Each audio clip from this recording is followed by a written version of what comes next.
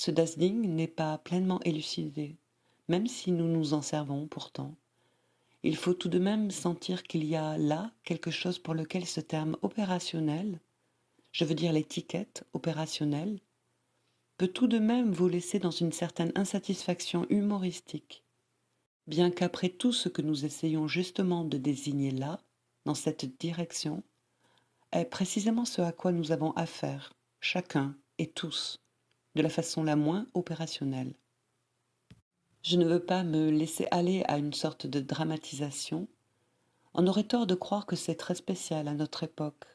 Toutes les époques se sont crues arriver au maximum du point d'acuité de cette confrontation, avec ce je ne sais quoi de terminal, d'au-delà du monde, où le monde et dont le monde en sentirait la menace. Mais quand même aussi bien, puisque le bruit du monde et de la société nous apporte l'ombre agitée d'une certaine arme incroyable, d'une certaine arme absolue, qui finit quand même par être maniée devant notre regard, qui d'une façon devient vraiment digne des muses. Ne croyez pas tellement que ce soit immédiatement pour demain, puisque déjà au temps de Leibniz, on pouvait croire, sous des formes moins précises, que la fin du monde était là. Tout de même, cette arme suspendue au-dessus de nos têtes, imaginez-la vraiment avec son caractère fonçant sur nous du fond des espaces, satellite porteur d'une arme encore 100 000 fois plus destructrice que celle qui se mesure déjà à des centaines de mille fois plus destructrice que celle qui précédait. Et ce n'est pas moi qui invente, puisque tous les jours on agite devant nous une arme qui pourrait vraiment mettre en cause la planète elle-même comme support de l'humanité. En somme, il suffit que vous vous portiez à cette chose, peut-être un peu plus présentifiée pour nous par le progrès du savoir, vous verrez que vous supplierez que le sujet du savoir qui aura engendré cette autre chose dont il s'agit, l'arme absolue, fasse le point et que la vraie chose soit à ce moment-là en lui. Autrement dit, qu'il ne lâche pas l'autre chose, simplement comme on dit, il faut que ça saute, et qu'on sache pourquoi. Eh bien, cette petite digression dont je vous ai dit que c'est seulement le mot opérationnel qui me l'a suggéré, et qu'aussi bien, sans avoir recours à des vues aussi dramatiques, on n'ose plus dire, vu la matérialisation très précise que les choses prennent, eschatologique, nous allons essayer de reprendre au niveau où nous avons effectivement affaire à lui, cette essence du Dasding, ou plus exactement, ce comment nous avons affaire à lui dans le domaine de l'éthique. Autrement dit, les questions non seulement de son approche, mais de ses effets, de sa présence au cœur même de la menée humaine, à savoir de ce vivotage au milieu de la forêt des désirs et des compromis, que les dits désirs font avec une certaine réalité assurément pas si confuse qu'on peut elle-même l'imaginer, que ces lois, ces exigences, et très précisément sous la forme des exigences qu'on appelle de la société, exigences dont Freud ne peut pas faire l'état le plus sérieux, mais dont il faut bien dire tout de suite par quel biais spécial il aborde, et qui lui permet en quelque sorte d'en dépasser la pure et simple antinomie, je veux dire l'antinomie société-individu, l'individu étant d'ores et déjà posé comme lieu éventuel du désordre. Eh bien, l'individu malade, tel que Freud l'aborde, révèle une autre dimension que celle des désordres de la société, ou pour mieux dire, en parlant comme on doit parler à notre époque, des désordres de l'État, car il est tout à fait impensable à notre époque de parler abstraitement de la société. Si c'est impensable historiquement, ça l'est aussi philosophiquement. Pour autant qu'il y a un monsieur nommé Hegel qui nous en a montré la parfaite cohérence, à savoir la liaison de toute une phénoménologie de l'esprit avec cette nécessité qui rend parfaitement cohérente une légalité, toute une philosophie du droit qui, à partir de l'État, enveloppe toute l'existence humaine, jusque et y compris, je veux dire en le prenant comme point de départ, le couple monogamique. Il est bien évident puisque je vous fais ici l'éthique de la psychanalyse, que je ne peux pas vous faire en même temps l'éthique hegelienne. Ce que je veux à l'occasion marquer, c'est précisément qu'elles ne se confondent pas. Autrement dit que cette sorte de divergence qui éclate au point d'arriver d'une certaine phénoménologie des rapports de l'individu et de la cité, de l'État,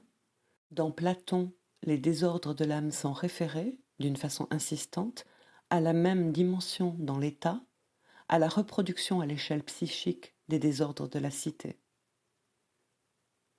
L'individu malade, tel que Freud l'aborde, nous révèle une autre dimension que celle des désordres de l'État, des troubles de la hiérarchie. C'est que comme tel, il a affaire, l'individu malade, je dis le névrosé, le psychotique, il a affaire comme tel directement avec les puissances de la vie, pour autant qu'elles débouchent dans celle de la mort d'une part, il a affaire aussi directement avec les puissances qui découlent de la connaissance du bien et du mal. Nous voici donc avec Dasding, et nous voici à avoir à nous débrouiller avec lui. Ce que je vous dis, à vrai dire, est tellement peu quelque chose qui doive vous surprendre que je ne veux simplement que vous désigniez du doigt ce qui s'est passé. C'est-à-dire que les analystes sont tellement possédés par ce champ du Dasding, c'est tellement la nécessité interne de leur expérience que qu'est-ce que nous avons vu comme évolution de la théorie analytique, pour autant qu'elle est actuellement dominée par l'existence, quelque part dans la communauté analytique d'une école dite école kleinienne. Ce qu'il y a de tout à fait frappant, c'est que, quelles que soient les distances, voire les réserves, voire le mépris que telle ou telle autre section de la communauté analytique peut lui témoigner, c'est quand même celle qui, jusqu'à l'effort qui est fait ici par notre groupe, polarise, oriente toute l'évolution de la pensée analytique. Eh bien, je crois que dans la perspective que je suis en train de vous annoncer, ceci ne veut rien dire d'autre. Avec cette clé, je vous prie de reconsidérer toute l'articulation kleinienne. L'articulation kleinienne consiste en ceci, à avoir mis à la place centrale de Dasding le corps mythique de la mère, pour autant que c'est à lui, se référant à lui, s'adressant à lui, que se manifeste la tendance agressive, transgressive, la plus primordiale, les agressions primitives et les agressions retournées. Dans le champ où nous avons à nous avancer maintenant,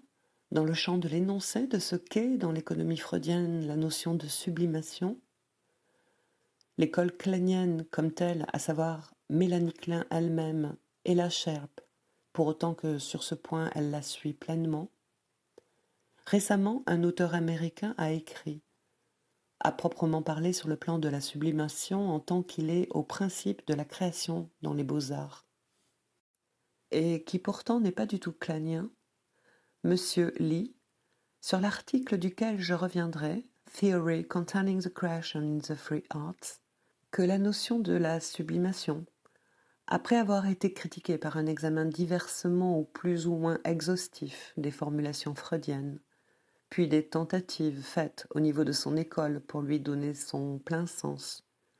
aboutit à la notion d'une sublimation dont la fonction essentielle est une fonction restitutive,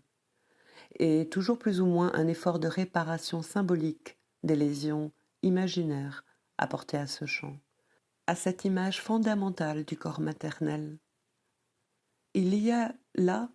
quelque chose sur lequel nous reviendrons et que je vous pointe d'ores et déjà comme quelque chose dont vous devez tenir compte. Je vous apporterai les textes si vous ne les avez déjà vus apparaître dans le champ de votre connaissance. Cet aboutissement de la notion de sublimation, cette réduction de cette notion à cet effort restitutif du sujet par rapport au fantasme lésé du corps maternel, est quelque chose qui nous indique d'ores et déjà que ce n'est assurément pas la solution la meilleure, ni du problème de la sublimation, ni du problème topologique, métapsychologique lui-même. les rapports du sujet avec quelque chose de primordial dans son attachement pour l'objet le plus fondamental, le plus archaïque, c'est quelque chose qui vous permet tout au moins de penser, au point où nous en sommes, que mon champ ainsi défini du Dasding, opérationnellement, est quelque chose qui en tout cas lui donne son cadre, l'explique, pour permettre de concevoir la nécessité, les conditions offertes au fleurissement de ce qu'on pourrait appeler dans l'occasion un mythe analytique, le mythe clanien comme tel. Mais aussi peut-être, en nous permettant de le situer, de rétablir une fonction plus large que celle à laquelle on arrive, et tout spécialement à l'endroit de la sublimation, nécessairement si l'on suit les catégories claniennes. En effet, par la suite, je pourrais reprendre, en vous montrant le texte, à quoi aboutit la notion, la fonction, l'utilisation de la notion de sublimation pour les cliniciens plus ou moins touchés, plus ou moins ralliés aux fonctions claniennes comme telles. Ils aboutissent, je dois l'indiquer tout de suite, je crois avoir le temps de le justifier par la suite, à ce que j'appellerais une notion assez réduite, assez puérile, d'un certain côté de ce qu'on pourrait appeler art-thérapie. Je veux dire l'art-thérapie par les fonctions à proprement parler diversement rattachables aux arts. Je veux dire à l'ensemble de ce qui se met sous la rubrique des beaux-arts, et qui est un certain nombre d'exercices gymnastiques, dansatoires et autres, qui sont supposés pouvoir apporter des satisfactions au sujet, un élément de solution de ses problèmes, voire de son équilibre qui est noté dans une série d'observations qui ont toujours leur valeur enrichissante en tant qu'observation quand elles sont bien prises. Je vous y mènerai en vous priant de vous y arrêter avec moi aux articles spécialement d'Ella Cherp, dont je suis loin de faire petit état. Certains aspects de la sublimation et du délire, et l'autre article, déterminants inconscients, semblables et divergents sous-jacents aux sublimations de l'art pur et de la science pure. Cela n'est certes pas un article à la lecture duquel vous perdrez, mais qui je crois confirmera l'espèce de réduction à quoi est amené le problème de la sublimation comme tel, dans cette direction, cette perspective, ce que j'ai appelé une certaine puérilité des prétendus résultats qui sont obtenus par cette voie. Vous y verrez que ceci consiste à donner aux signes de l'art une fonction, une activité valable, à des activités qui semblent bien se situer dans le registre de l'explosion plus ou moins transitoire d'éléments, de dons qui paraissent, dans les cas envisagés plus que discutables, et aussi bien laisser complètement de côté ceci qui doit être, me semble-t-il, toujours accentué, concernant ce qu'on peut appeler une production artistique, pour autant qu'elle tomberait sous cette rubrique de dévaluation dont il convient de ne pas le mettre entre parenthèses, puisqu'aussi bien c'est celui qui par Freud a été paradoxalement, c'est bien ce qui surprend les auteurs, promu, cette rubrique qui consiste en ceci, c'est qu'ils sont socialement plus reconnus, c'est qu'ils jouent un rôle essentiel dans quelque chose qui n'est peut-être pas poussé aussi loin que nous pourrions le désirer dans Freud, qui est incontestablement lié à la promotion d'un certain progrès social. Et Dieu sait que la notion dans Freud est loin d'être unilinéaire d'une certaine évaluation de quelque chose reconnu socialement comme tel. Je n'avance pas plus loin pour l'instant.